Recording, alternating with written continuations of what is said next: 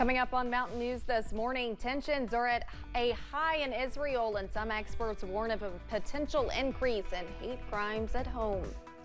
Plus, two organizations are coming together to help children learn about science. Dedicated to Eastern and Southern Kentucky, this is WYMT Mountain News this morning.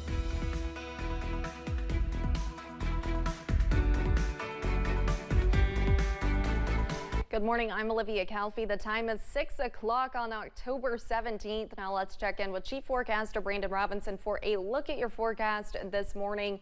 Brandon, it is feeling like fall outside. And honestly, if you catch a good glimpse, it's looking like fall too. I know that foliage is changing. It's beautiful. It is beautiful, and I'm thinking a little bit later on this week, maybe tomorrow, maybe even later this week, will be pretty close to peak in most areas. Word. It's going to be an interesting situation.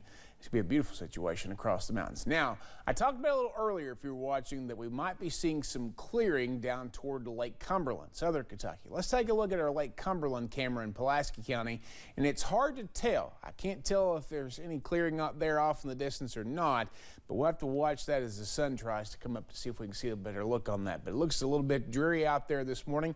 It is 50 in Somerset, just down the road from that camera.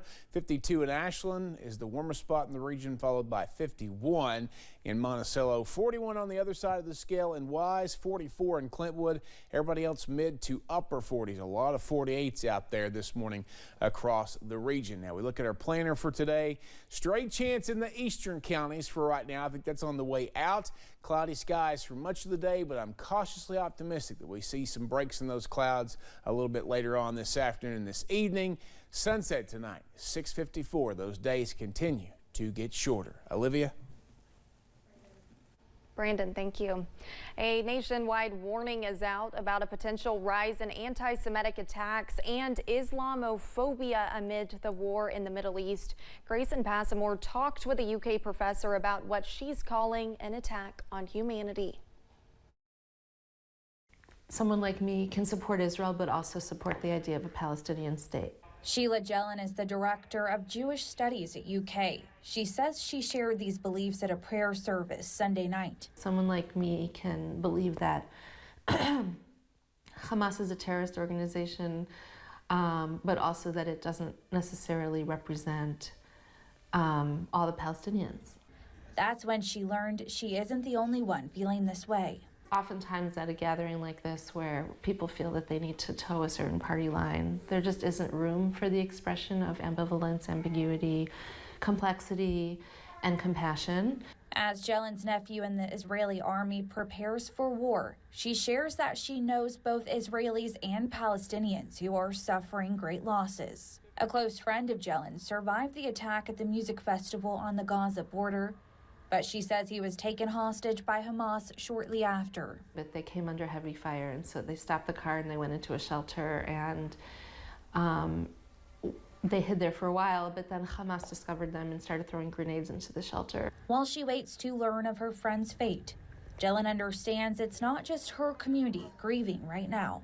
My Arabic colleague, Gadir, she told me that some relatives of her husband's live in Gaza and that they were killed in the bombings. That was Grayson Passamore reporting. Jalen said she has a 13-year-old daughter who was actually worried about her speaking on the Lives Lost. But she says right now she believes it's important people know they aren't alone when facing this kind of loss. A death investigation is underway in Pulaski County, and a man is facing drug charges.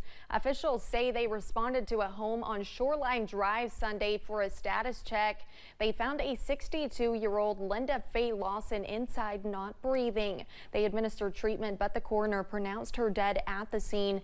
While inside the home, officials found more than 50 grams of suspected heroin, oxycodone, and nearly 1,000 grams of meth.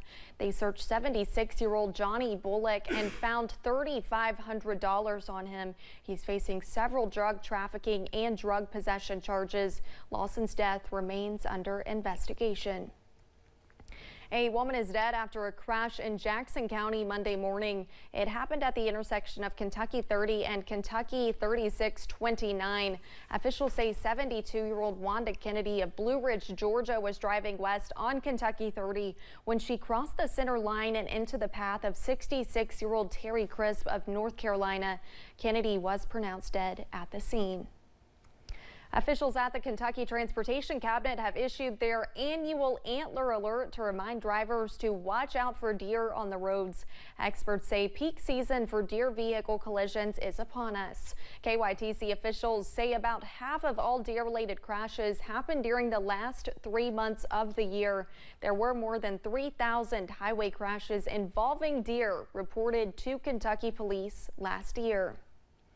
The CDC recommends a new RSV vaccine for infants and toddlers, but pediatricians say they are running into roadblocks. One pediatrician says RSV is one of the leading causes of hospitalization for children younger than 5 during the fall and winter months.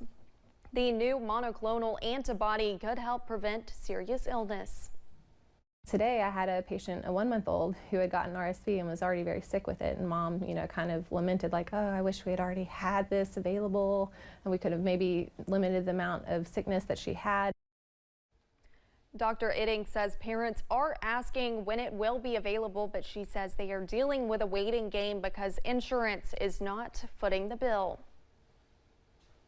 Community action agencies will soon start taking applications for the state's low-income home energy assistance program. Beginning November 6th, Kentuckians will be able to go to their local community action chapter and apply for a financial assistance subsidy to help with utility bills. Payments will be based on income, and appointments are required for everyone applying for assistance. We have 2 components to the LIHEAP program. First program is the subsidy program, and that will begin on November the 6th. You only get a set benefit that's set by the state and is strictly based on your household size and your income and not on the amount of your utility bill. During the winter crisis portion, it's based on your utility bill and it's determined by the minimum amount to alleviate the crisis. Applicants will know on the same day if they qualify. One Pike County Library is offering a space for construction and creativity, working with an exhibit all about play and moving parts. WYMT's Buddy Forbes has more.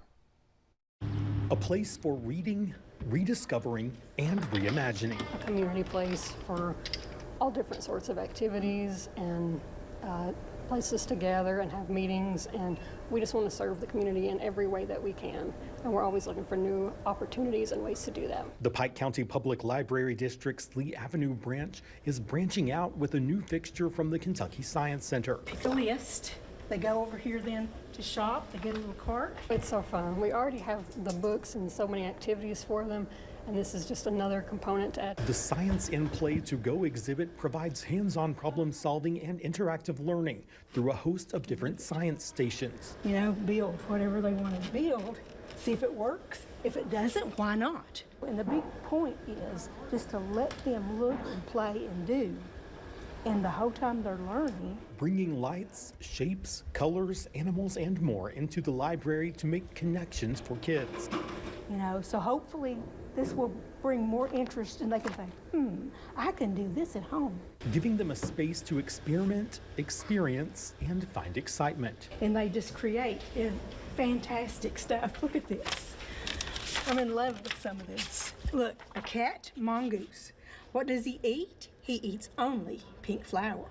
I'm like the cheerleader back here going, wow, and I'm like, oh my, did you see him do that? I'm just in amazement. Letting the kids play while learning along the way.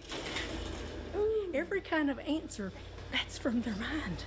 Let them go with it, or will they go with it? In Pike County, Buddy Forbes, WYMT Mountain News. The exhibit is open to schools and families and will stay in place until January 13th. You can contact the library for more information. 6:09 coming up on 6:10 here on this Tuesday morning. We are taking a look at the London Corbin Airport, where they have the tent still up there from the Air Expo this past weekend. Sounds like that was a lot of fun out there. We're looking at, again, a quiet scene down that way, a dry scene too, because the rain has moved out of that region. Upper 40s there in London, Manchester, Irvine, Moorhead, Harlan, Middlesboro, and Jacksboro, all at 48. Low to mid 40s, Wise and Clintwood, 41 and 44 respectively.